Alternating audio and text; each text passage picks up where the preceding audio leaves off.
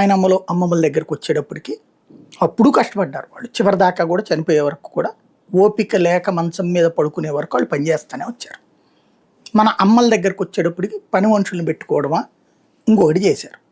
ఇప్పుడు వచ్చేటప్పటికి బోల్డ్ అని స్విగ్గీలా జొమాటోలా వచ్చినాయి కదా.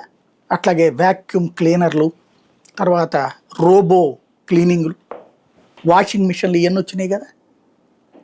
దీన్ని ఏమందాం, తప్పు పడదామా రైట్ అందామా దీంతో? మరి ఇదివరకటి శ్రమ చేయట్లేదుగా వీళ్ళు, అప్పుడున్నంత శారీరక శ్రమ ఇక్కడ చేయట్లేదుగా, మరి తప్పు అందామా? లేదు. ఈనాటి ఆరోగ్య పరిస్థితుల రీత్యా ఇదే సందర్భంలో మరి నిరంతరం కష్టపడేటటువంటి ఒక కూలి వాళ్ళు ఎన్ని సంవత్సరాలు పనిచేయగలుగుతారండి? మీరు ఒక్కసారి ఈ దాన్ని ఏమంటారు అంటే ఈ మాటలు మాట్లాడే వాళ్ళు ఉంటారు కదా. నేనేంటంటే గ్రౌండ్ చూసిన వాడిని నేను. ఒకటి, మనం పేదరిక కుటుంబం నుంచి వచ్చిన వాళ్ళం, నెంబర్ 1.